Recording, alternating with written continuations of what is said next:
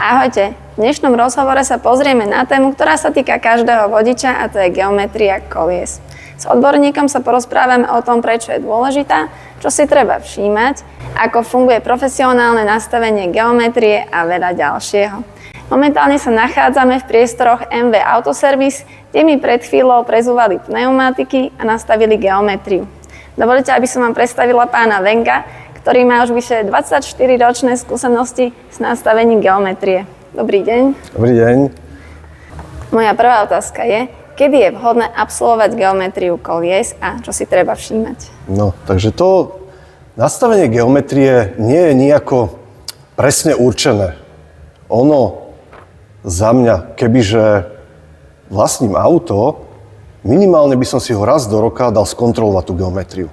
Ale všetko je podľa kilometrov.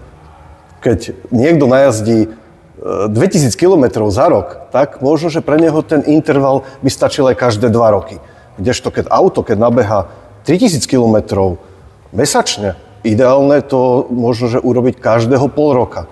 Alebo keď sa niekto vyslovene prizná, že trafi nejakú jamu, obrubník alebo nejaký výmol, nejakou, že by to bolo väčší náraz, okamžite by som si tú geometriu dal skontrolovať. Preventívne. No. A my už mu povieme pravdu, čo sa udialo na tom autičku. A pri výbere servisu som si všimla označenie klasická geometria, 3D geometria. Aký je medzi nimi rozdiel?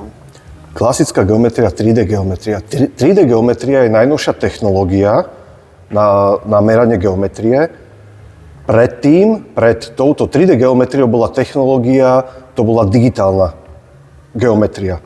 My sme na ne robili ešte v 2002, to bola úplne top novinka, to bola normálne, že sme odpadávali.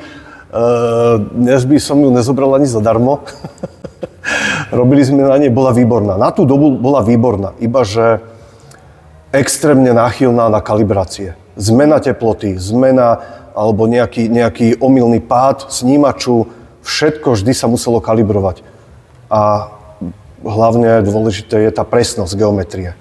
No, tá bola na tej digitálnej, no niekto si povie, že čo je to 2 mm na zbiehavosti, ale pri dnešných autách už je dosť 2 mm rozdiel v zbiehavostiach. Áno. A ako dlho trvá nastavenie geometrie a aká je približne cena? My zvládame nastavenie geometrie v podstate do pol hodiny. Ak je to niečo, čo by trvalo dlhšie ako pol hodinu, už tam vzniká nejaký problém, ktorého sa snažíme naviesť zákazníka na to, kde je chyba a ako ju odstrániť. Takže do pol hodiny je to úplne v pohode, pokiaľ nie je extrémne skorodovaná náprava alebo nejaký taký problém, ktorý sa tam vznikol nejakým nedopatrením, že by tam bola nejaká vôľa, alebo zistíme, že je spojovačka krivá a takéto. No, geometria je vlastne finálny úkon, kde už je auto, sa odozdáva zákazníkovi, alebo to je posledný úkon vlastne v servisnom procese, takže my, ak tam nájdeme nejaký problém, snažíme sa toho zákazníka upozorniť, aby ho odstránil. A cena približná? Cena je špecifická, no to je ceník. Nemôžeme urobiť ceník na každé auto. Je extrémne veľa druhov aut, veľa náprav a veľa kategórií aut. Ale tak základný ceník je nejakých 60 eur z DPH. Bavíme sa o malých autách, Fabia, Polo a končíme v podstate na luxusných autách, kde sa robia všetky úkony na zadnej náprave, čo sa týka zbiehavosť odklony. Vpredu sú zbiehavosť odklony záklony a tam sa už vieme šplhať zhruba 87 až nejakých 100 eur z DPH. Pokiaľ tam nie je zase nejaký vsunutý problém, ktorý by toto časovo natiahol a vlastne aj tú robotu by akože znásobil, že by bola nejaký ťažšia alebo časovo náročnejšia. Áno. A vedeli by ste nám opísať priebeh nastavenia geometrie a čím sa prípadne líši pri elektromobiloch? Tak, priebeh je, auto príde, dáme ho na zdvihák, nahodia sa snímače, aby to vedelo komunikovať s našim strojom, urobia sa také 2 základné merania, tie merania trvajú do 10 minút, vtedy vieme už hodnoty toho auta, veľakrát sa stane, že auto je v poriadku. Je to v podstate len kontrola, skontrolujeme, auto je v poriadku, uložia sa hodnoty, vytlačí sa protokol a končíme. Ak ďalej pokračujeme, zistíme, že nápravy sú v podstate mimo tolerancie, tak pokračujeme. Vždy sa začína so zadnou nápravou a potom voči zadnej náprave sa nadstavuje predná náprava. To je vždy musí ísť prvé zadná, potom predná. A nadstaví sa to, ak to ide všetko v pohode, hovorím, do pol hodinky je to hotové, celé, komplet, odovzdané, vytlačí sa. Pri mojom elektromobile ste museli vlastne ten spodok odstrániť, aby ste sa tam dostali. To je taká špecialita od Tesly. Oni vlastne kvôli aerodynamike celú zadnú nápravnicu oplastujú. Takže my ten plast musíme v prvom rade zmontovať, aby sme sa dostali k tým prvkom nápravy, aby sme to vedeli nastaviť. No, je to taký bonus navyše, ale tak ideme s dobou, je to tak, no. A má vplyv typ podvozku na priebeh geometrie, či máme klasický vzduchový? Tie vzduchové podvozky sú také špecifické. Je tam veľmi dôležité, aby správne fungoval ten vzduchový podvozok. Keď dojde auto so vzduchovým podvozkom a napríklad, že ho stále dofukuje a vanku už vyfukuje, ono sa mi stále hýbe to auto, hore-dole. Ja tú geometriu nemôžem urobiť, mne to potom ovplyvňuje hodnoty. Ja potrebujem mať auto pevné, stabilné, aby bolo stále v tej istej výške. My to vieme potom akože niekedy, keď sa to už musí riešiť naozaj, že zákazník nechce tieto veci ďalej riešiť rýchlo výmenu vankušov, ešte je možno, že sa to auto nechá naštartované, aby to dotlačalo, tie vankúše, ale tak je to už taká vec, že není to ideálne, no, lebo tiež hovoríme, my sme už našli nejaký problém, ktorý by mal zákazník odstrániť. Ale viem, že veľakrát to veľmi neradi počujú, že áno, vankúše, ideme meniť vankúše, 1000 eur kus a podobne, no, poznajú hodnotu týchto súčiastok. Takže v tomto je to trošku rozdiel, nebojíme sa toho. Proste už auta pribúdajú s týmito vzduchovými podvozkami, ale veľmi dobre to funguje. Výrobcovia naozaj, to auto je stabilné, a drží tie hodnoty, naozaj, že nevypúšťajú tie vankúše. Áno. A má vplyv na priebeh geometrie to, či je auto predokolka, zadokolka, štvorkolka? No, zhruba 90% aut, ktoré majú predný náhon, sú naozaj od výroby urobené tak, že zadnú nápravnicu majú pevnú. Tá sa nedá ani štelovať. Jak je od výroby, jak sa im podarila, taká sa tam namontuje a s tým sa jazdí. Zistíme tie hodnoty, vlastne my ich nameráme, vieme ich povedať, že či sú ešte v norme, alebo sú mimo normy a šteluje sa v podstate iba predná náprava. Auta 4x4, drvivá väčšina sa nadstavuje aj zadná náprava, celá, komplet, odklony, zbiehavosť. A potom vlastne predu to isté, odklony, zbiehavosť, podľa modelu auta. No. A sú nejaké špecifické rozdiely pri nastavení geometrie, čo sa týka konkrétnych značiek? Tak určite je veľmi špecifické. Napríklad, neviem, či môžeme robiť reklamu, Mercedes Ačko, rok výroby 2000 a do 2008. No, to je naozaj špeciálne auto na geometriu, lebo to by najlepšie vedel povedať mechanik, ktorý niekedy už robil Mercedes Ačko. Malo miesta, veľmi špeciálne nadstavenie odklonov prednej nápravy a toto v úvodzovkách veľmi radi máme toto auto, keď si ho zákazník objedná a ešte nebodaj nám mešká na polhodinový termín a meška 15 minút. Potom sa robia zázraky na počkanie.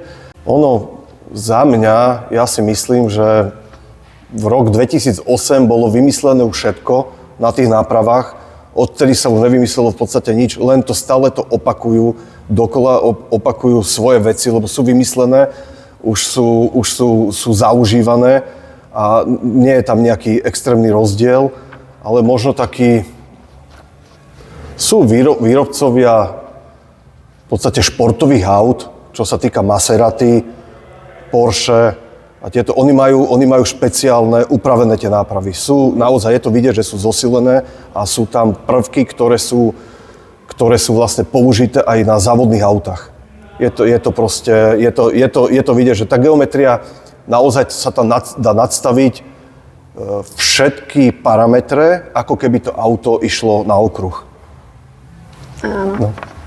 A čo sa týka napríklad Tesly, tak keď som kupovala auto, mi hovorili, že Tesla má od výroby troška horšie nastavenie geometrie. Aká je vaša skúsenosť? Áno, no toto bolo je to také zábavné, že niekedy, že minule sa mi stala situácia, volal zákazník s Teslou, že si kúpil Teslu a potrebuje geometriu. Však jasné, vidíte, nadstavíme. Pozerám, kilometre, to malo 500 kilometrov nabehaných, ale zákazník nebola to jeho prvá Tesla, ale proste došiel ku nám a dal si ju skontrolovať minimálne. Tu jeho všetko mal v poriadku. Ale je to také, že stalo sa nám, áno, že došlo auto, Tesla a neboli tie hodnoty nadstavené pre používanie toho auta. A na aké použitie to bolo nastavené? Každé auto má nejakú toleranciu. Dá sa nadstaviť, tá zbiehavosť má toleranciu. Dá sa nadstaviť od jednej hodnoty k druhej. To znamená, že od mínusovej rozbiehavosti až do plusovej. Tá mínusová je taká špecifická na prednú nápravu. Oni ľudia, ktorí vedia, o čom hovorím, sú to skôr závodné autá. Je tam výhoda prejazdu zákrutami v vyšších rýchlostiach, ale keď človek na bežné použitie má toto nadstavenie geometrie a jazdí plynulo po diaľnici a vôbec nevyužíva rýchle prejazdy zákrutami, tou rozbiehavosťou vlastne si zničí pneumatiky znútra. Zle sa ojazdia. No, toto je také, že ja sa veľakrát aj pýtam, keď dojde napríklad človek na Maserati. Maserati je od výroby nadstavená geometria, parametre sú urobené tak, že to auto môže vybehnúť na okruh a jazdí na okruhu. Kdežto na bežné jazdenie, keď človek bude jazdiť po diaľnici, tak to proste dosť si bude zbytočne ojazdevať pneumatiky znútra pri tom konkrétnej značke Maserati. Jasné. A vedeli by sme sa pozrieť na moju geometriu? Áno. No, takže vaša geometria, vlastne sú tu hodnoty. Tu sú že predchodzie hodnoty. Takto ste prišli, predná náprava, zadná. To sme si namerali. Tu vždy, ako som povedal, začíname so zadnou nápravou. To znamienko mínus znamená, že tie kolesa boli rozbiehavé. To je akurát ten prípad na zadnej náprave, keď je rozbiehavá, vy si odierate znútra pneumatiky. Toto je možno, že bežné jazdou. Není to ten prípad, že by to bolo od výroby, není to určite nové auto. 2023. To je dosť možné. To bola prvá geometria? Áno. Čo ste robili? Áno. To je proste bežné. Jazdou sa to, aj tá náprava sa trošku ako keby unaví, sadne si, preto to treba nadstaviť. Kolega to nadstavil komplet zadnú nápravu, zmenil zbiehavosť z mínusovej na plusovú. Ako je predpis vášho auta. Trafil to v podstate úplne presne. Tak, tá zadná náprava bola dobrá, ukončil a ide sa robiť predná. Vpredu, aj keď ste to mali, to zelené, že je to akože už je to v norme, ale stále tam bolo znamienko mínus. To je to, že to je zase rozbiehavé. Bolo by to auto akože kvázi športovejšie, ale keď nevyužívate auto zase na takéto rýchle jazdy, zase si zbytočne iba... Áno, my ste si odierali pneumatiky. Zase sa pozrie kolega, aký bol predpis, bola tá zbiehavosť je plusová. Čiže napravo je tam predpis. Áno, toto je vždy predpis. Pekne vám to z toho mínus zmenil na plusovú hodnotu, čo urobil správne. Na vašom aute ešte, škoda, že tu je vlastne záklon rajdového čapu. Je to záklon, je to pozícia kolesa, predného kolesa voči druhému kolesu. Vy reálne máte posunuté ľavé predné koleso zhruba o centimeter dopredu. Je to tiež urobené, mohlo sa stať jazdou, mohlo sa niekde, ste parkovali, unavené. Pri vašom modeli sa presne tento záklon nedá nadstavovať. Vy nemáte to šťastie. Ale tento záklon, myslím, že majú iba 3 značky, ktoré sa dajú nadstavovať. Väčšinou je to pevná hodnota. No, už potom sa menia komponenty. My by sme vás naviedli, že čo treba vymeniť, a túto šikovní mechanici by vám to vlastne vedeli aj vymeniť. Záklon kolesa neovplyvňuje zodieranie pneumatik. Je to vlastne, tento záklon vám môže urobiť, že má auto tendenciu ako keby samovolne zatáčať do strany. No, preto je to hodnota, ktorú si my vždy nameráme. Ona sa nemusí merať pri tej geometrii, lebo ak sa nedá akože nadstavovať záklon, nemusí sa ani namerať. Ale my si ho nameráme vždy, aby sme zákazníkovi vedeli povedať, či náhodou to koleso nemá nejakým spôsobom posunuté dopredu alebo dozadu voči druhému prednému kolesu. Čo je zase dôležité na prejazd zákrut, aby sa rovnako chovalo auto na prejazd pravotočivej aj ľavotočivej zákruty. Jasné. No, toto napríklad, kebyže odovzdáme nejakému profi, závodníkovi na okruh, on by to hneď zistil. On by to zistil, že do pravotočivej zákruty to padá ľahko do zákruty to auto a do ľavotočivej sa v podstate ako keby, že sa narobí to auto. No. My bežní ľudia, ani ja, ani vy to určite nezistíme, nemáme na to skúsenosti, no ale nameráme to, stroj nám to namerá, vieme o tom. Ešte mám zo pár otázok. Takže ja som počula, že niektoré servisy zaťažujú miesto vodiča nejakým závažím, aby simulovali reálny náklon auta. Toto štandardné a má to zmysel? Za mňa zmysel to úplne nemá. Stáva sa to aj u nás, keď nadstavujeme špeciálne auta na závody, tak áno. Keď tam nemajú vodiča, ktorý tam priamo sedí v aute, tak donesú závažia v jeho váhe a len tu už sa hráme o to, že tie závodné auta hľadajú každé zlepšenie aj o 3%. Pre nich je to veľmi dôležité. Ak je to dôležité aj pre bežného zákazníka, aby mal v podstate geometriu o 0,3 alebo o 0,2 lepšie nadstavenú, keď tolerancia toho auta je 0,8 mm, je to veľmi také, za mňa je to v podstate úplne zbytočné. Ale hovorím, že my máme geometriu od firmy Corgi, sú to Taliani, ktorí vyslovene majú hodnoty bez záťaže auta. Nemecké geometrie ich to ďalej ani nepustí. Musia auta, niektoré značky BMW, musia zaťažiť, až potom ich to vlastne pustí ďalej robiť a tie hodnoty až potom nadstavujú podľa tých hodnot od výrobcu. Jasné. A môže zlá geometria ovplyvniť spotrebu auta?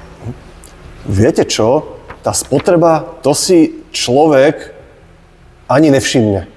Máme veľa skúseností, že vy ste tu napríklad prišli so zlou geometriou, mali ste minus 0,7 mm. A veľakrát ku nám dojde zákazník a má 10 mm zle tú geometriu. Ja sa pýtam, že čo vám sa nič... Nie, ja tak preventívnu... Ten človek, zákazník, on si to ani nevšimol, že má 10-násobne prekročený povolený limit tej geometrie. A on jazdí a v podstate on o tom ani nevie, zjazdí pneumatiky a tá spotreba bude o niečo vyššia, ale to bude, dajme tomu, 0,2 litra. To si človek ani nevšimne. Naozaj, to auto je dostatočne silné na to, aby to dokázalo tlačiť pred sebou a zodierať tie pneumatiky. A keby sme dlhodobo ignorovali nepravidelne zjazdené pneumatiky, aké technické problémy to môže spraviť auto? Technické problémy, no, ak sa zle ojazdí pneumatika, najhorší prípad je, keď sa zle bude ojazdovať znútra, kde si to človek nevšimne. A ona sa reálne bude až tak sa zjazdí, že sa tam v podstate ako keby príde až na kordy, tie kordy sa začnú povolovať a tá pneumatika v lepšom prípade obyčajne vyfučí, alebo už potom vo vyšších rýchlostiach môže ako keby ten šlúzdefekt explodovať, roztrhá sa. Takže netreba to podceňovať. Netreba to podceňovať a hlavne aj tá zákaznička, čo došla s tou geometriou, ona došla na preventívnu geometriu a mala centimetrovú zbiehavosť. Ona o tom nevedela, ale jej, keby sa stal prípad, že by bolo, dajme tomu, napršané, ona by zistila tú extrémne zlú geometriu až pri tomto úkone, že by urobila tú myšičku.